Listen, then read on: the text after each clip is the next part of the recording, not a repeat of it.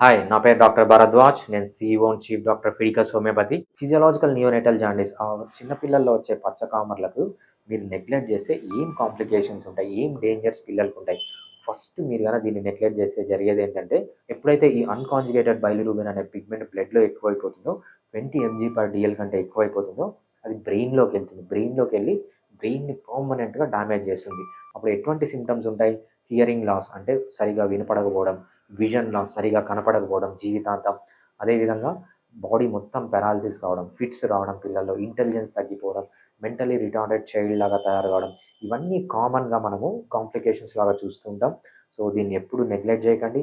ఒకవేళ ఇనిషియల్ స్టేజ్లోనే నెగ్లెక్ట్ చేస్తే మీరు ఫోటోథెరపీ తీసుకోవాల్సి వస్తుంది. ఫోటోథెరపీకి రెస్పాండ్ కాకపోతే మీరు బ్లడ్ ట్రాన్స్ఫ్యూజన్కి వెళ్ళాల్సి వస్తుంది. ఈ బ్లడ్ ట్రాన్స్ఫ్యూజన్ కానీ ఫోటోథెరపీ కానీ చాలా పెయిన్ఫుల్ ప్రాసెస్.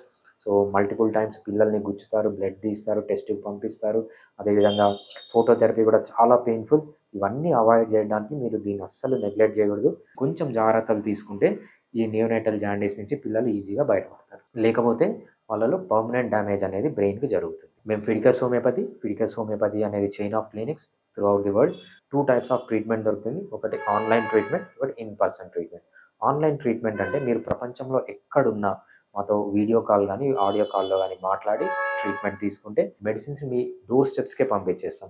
సో ఇండియా అయితే వితిన్ 3 days వెళ్ళిపోతుంది. ఇండియా కాకుండా వేరే ఏ కంట్రీ అయినా 4 to 5 daysలో మీకు మెడిసిన్స్ రీచ్ అవుతాయి. మీరు మెడిసిన్స్ వాడుకోవచ్చు. లేకపోతే ఇన్ పర్సన్ ట్రీట్మెంట్ కావాలంటే మీకు నియరెస్ట్ బ్రాంచ్ ఏది ఉందో కనుక్కొని, సో కిడ్స్ని అక్కడ తీసుకొని వచ్చి డాక్టర్కి చూపించి జాండీస్ ట్రీట్మెంట్ అనేది తీసుకోవచ్చు.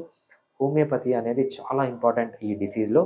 హోమియోపతి ఏ స్టేజ్లో ఉన్నా, సో ఇనీషియల్ స్టేజ్లో ఉన్న, కాంప్లికేటెడ్ స్టేజ్లో ఉన్న, ఆల్రెడీ మీకు డ్యామేజ్ అయ్యి కొన్ని సంవత్సరాలు దాటి ఇంకా సిమ్టమ్స్ ఉన్నా కూడా హోమియోపతి అనేది తీసుకోవచ్చు. హోమియోపతి చాలా సేఫ్. ఒక్క సైడ్ ఎఫెక్ట్ కూడా లేకుండా ఈ డిసీజ్ని మీరు ట్రీట్ చేసుకోవచ్చు. చాలా ఎఫిషియంట్.